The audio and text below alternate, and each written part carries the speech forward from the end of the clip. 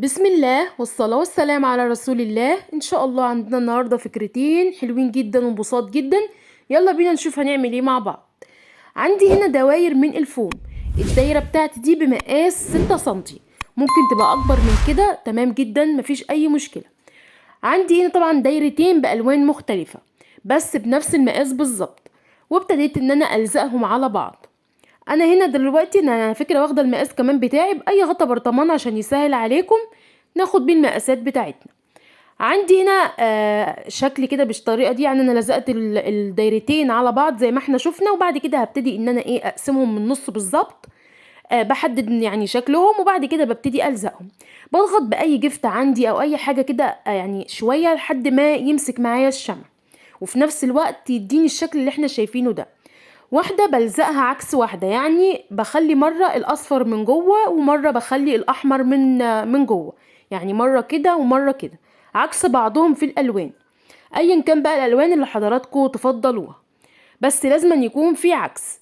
عندي هنا 14 واحدة، 7 و7. تمام. هبتدي أعمل إيه؟ بجيب الشمع بتاعي وابتدي إن أنا ألزق كل واحدة عند نقطة الوسط اللي احنا لزقناها مع بعض كده. تمام، يعني بحط الشمع وابتدي ألزقها، ولازم أمسك شوية بإيدي، لازم، لأني لو سبتها هتلاقوا طبعا الشمع بيبقى وقت ساعتها سخن، وبكل بساطة ممكن تلاقوه فك معاكم. فالأفضل إن أنا بحط الشمع وأمسك شوية. أول ما أحس إنه طبعا نشف ببتدي أكمل، وبمشي بنفس الطريقة اللي حضراتكم شايفينها دي. لما باجي ألزق التالتة ببتدي أحط برضو نقطة شمع في النص بالظبط، ونقطة في الطرف، وهكذا. وكل مرة باجي ألزق بتأكد ان انا مرة بلزق اللون ده عكس ده، يعني كل مرة لازم ألزق اللون عكس اللون. ويفضل برضو ان انا احطهم بترتيب كده عشان ابقى ماشية مظبوط، عشان ما اتلخبطش وانا بلزق.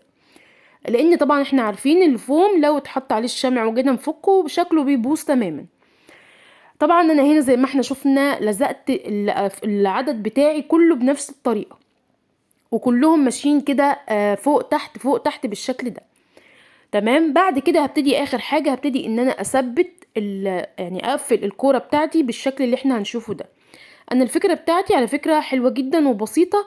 يعني الافكار عموما اللي انا بعملها بحب دايما زي ما قلت لحضراتكم ان انا اعمل افكار تفيدني، مش بعملها لحاجة واحدة او لمناسبة واحدة، لا، افكار تفيدني في اي مناسبة متوفرة عندي. بصوا ما شاء الله خلصتها الكرة بتاعتي بالشكل ده. لو لاحظنا نحس انها عاملة شبه الوردة كده من الناحيتين، بس ناحية باللون الاحمر وناحية باللون الذهبي. هنا بقى ما شاء الله بعد كده عندي جزئين من الفوم بنفس الالوان، بس ديت هنا عندي 8 سنتي والطول 10 سنتي. عايزة اعمل شرشوبة بس حابة اعملها تكون كبيرة شوية. هبتدي كده الزقهم، قصيت كده شرايط رفيعة، وبعد كده ابتديت ان انا الزقهم على بعض. هجيب بعد كده عندي خيط، ده خيط اللي هو تطريز موجود في محلات الخردواتي، المحلات اللي بتبيع خيوط، في منه الذهبي وفي منه الفضي. بيتباع طبعا كده، ممكن في ناس بتبيعه بالكيلو، في ناس بتبيعه باللفة على حسب المحل يعني. لزقت جزء كده ولفيت الشرشوب بتاعي.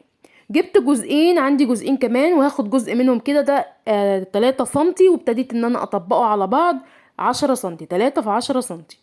طبقته 2، وبعد كده ابتديت ان انا هجيب بقى عندي هنا خرز لولي، حابه احط اسيبها ساده زي ما تفضلوا، بس هي الحاجات البسيطه دي بتفرق في شكل الفكره اللي احنا عاملينها، بتخليها مختلفه تماما. فحطيت لولي وابتديت ان انا الزق طرف الخيط اللي انا ركبته في الشرشوبه في الجزء ده. انا بلف زي رول عشان خاطر الزقه في الكوره بتاعتي. وابتديت ان انا كده زي بمعنى اصح بعمل قاعده عشان الزق الكوره عليها، وابتديت ان انا الفه كده. وعندي شريط استرس بسيط وابتديت الفه برضو عليه. جبت جزء كمان من الخيط اللي هو التطريز ده، وابتديت ان انا اطبقه عشان دي تبقى التعليقه اللي انا هعلق منها الفكره اللي انا بعملها.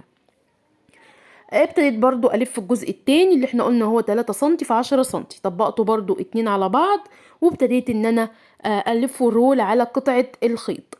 وهدخل برضو فيه خرزة لولي.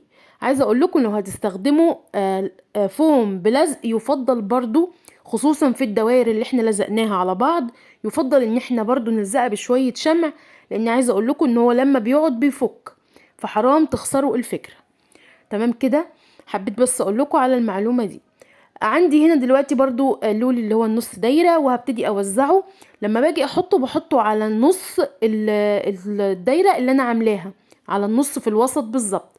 فزي ما احنا شايفين كأنها طالعة فوق، واحدة فوق واحدة تحت كده. بعد كده هجيب بقى نثبت الرول اللي هو فيه الشرشوبة، ونثبت الرول اللي هو فيه التعليقة.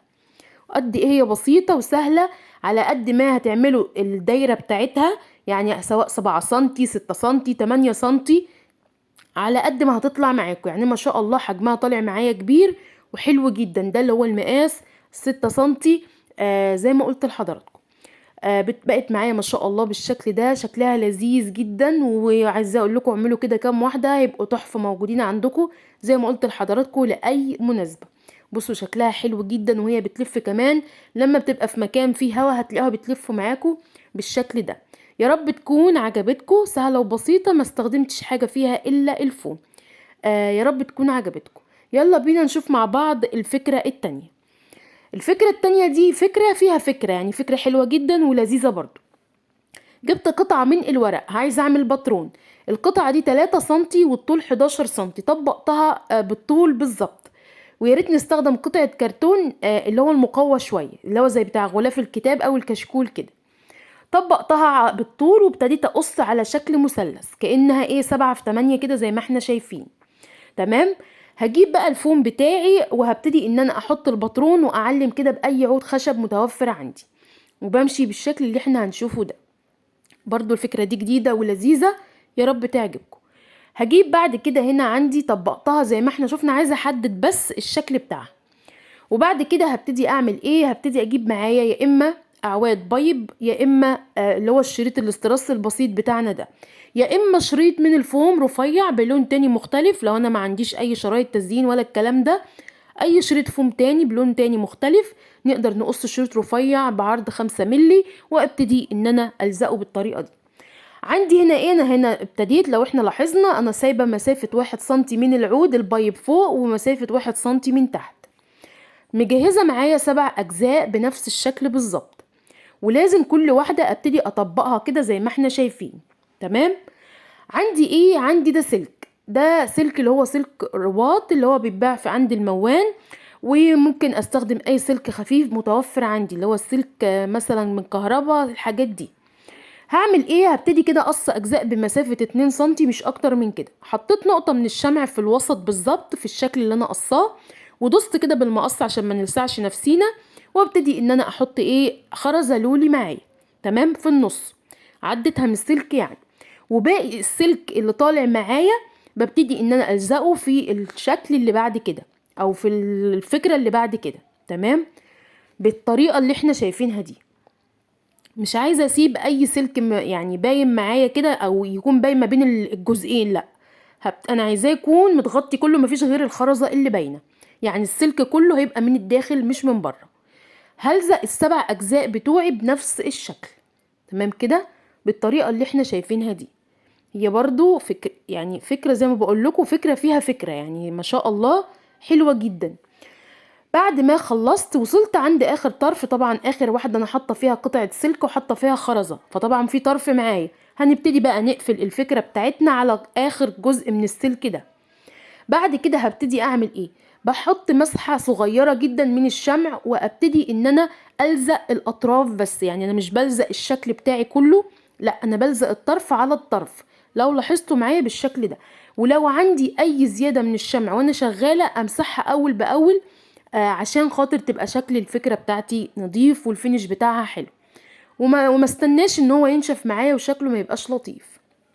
فبعمل ايه زي ما احنا شايفين، مسحة صغيرة والزق، وهكذا لحد ما اخلص التدويرة بتاعت الفكرة بتاعتي كلها. انا برضو بستنى وانا بلزق جزء جزء لحد ما تنشف معايا، بس انا هنا مش ما اطولش على حضراتكم، فبقول لحضراتكم انا بعمل ايه بالظبط. لزقت الجزء اللي فوق بقت معايا بالشكل ده. وبعد كده هبتدي اكرر الخطوة بتاعتي في الطرف او في الجزء التحتاني بنفس الشكل بالظبط. انا النهاردة عاملة مع حضراتكم فكرتين بس مش اكتر، بس هم عشان فيهم شوية شغل، فما حبيتش ان انا اطول الفيديو عليكم كتير. وفي نفس الوقت زي ما قلت لحضراتكم افكار هتنفعني في اي مناسبة موجودة عندي، حلوين ولذاذ. وعلى فكرة الحاجات دي اكيد طبعا مش بتتباع بره، ده كل ده شغل يدوي، فلما نعمله صدقوني هيبقى مميز جدا من ايديكم. زي ما احنا هنا شايفين انا خلصت كل اللزق وسبت اخر واحدة. جبت جزء معايا من العود البيض، يعني خدت عود بيض كده نصه وطبقته كده ولزقت الاطراف على بعضها، وهثبته قبل ما اقفل اخر جزء. تمام. طبعا يحل محلها ايه؟ شريط من الفوم، ممكن شريط من الخيط اللي هو خيط التطريز اللي قلت لحضراتكم عليه في الفكرة السابقة بالشكل ده، اي حاجة من الحاجات دي. وابتديت ان انا الزق وامسك شوية برضو بالطريقة دي كده. بصوا ما شاء الله شكلها عامل ازاي. بعد كده هعمل ايه؟ هعمل لها فيونكة كده صغيرة بسيطة. عندي ده شريط اورجانزا اللي هو عرض 2 سنتي والطول بتاعي 14 سنتي. جبت شريط من الستان بعرض 1 سنتي وبنفس الطول اللي هو 14 سنتي، ولزقتهم على بعض. انا خدت لون يناسب نفس لون الفكرة او اللون اللي انا عاملاه في الفكرة الاساسية، وابتديت اطبق الجزء بتاعي وهبتدي ان انا ايه اخيطه من الوسط واحدد شكل الفيونكة اللي انا بعمله. الفيونكة دي فكرتها بسيطة خالص برضو، واسهل فيونكة تقدروا تعملوها بكل بساطة. انا بحب اعملها لان شكلها بيبقى مميز، يعني بتبقى متحددة اكتر بالنسبة لي عن الفيونكة اللي بتتربط بالايد، فبحب اشتغل بالفيونكة دي. وطبعا هنا حسب ما تحبوا. خلصت كده هبتدي اجيب ده جزء 8 سنتي طول، وهبتدي ان انا اقسمه من النص كده، وابتدي ان انا احدد يعني شكله، وبعد كده هديله نقطة صغيرة من الشمع. بعمل الاطراف اللي باقية من الفيونكة. يا رب تكون كل حاجة واضحة. صدقوني هي بسيطة جدا ومفيهاش اي حاجة، حتى الفكرة اللي انا عملتها معاكم ما خدتش معايا فوم. تمام. بعد كده بثبت وهجيب شريط صغير من الشريط الاستراس وهبتدي احدد بيه الجزء بتاعي او احدد بيه الفيونكة. بالنسبة بقى للاطراف بتاعة الفيونكة انا هقصها بميلة كده. شريط الاورجانزا ممكن ينسل بكل سهولة. تمام. فالافضل ان انا يعني احط عليه برضو شريط الاستراس الرفيع ده، امان واحسن ما تنسل وتبوظ معاكم قطعة الشريط. لو حرقناه ممكن تلاقوه اتلسع معاكم بكل بساطة. ده مش زي الستان ده عشان بيبقى مخرم كده فسهل عليه ان هو ايه يتلسع. وهثبت الفيونكة بتاعتي. ده الشكل بتاع الفكرة بتاعنا التاني. بسيطة وسهلة. يا رب تكون عجبتكم افكارنا النهاردة، نفذوها ما تكسلوش، حلوة ومسلية كمان. اتمنى ما تنسوناش باللايك والاشتراك في القناة، والسلام عليكم ورحمة الله وبركاته.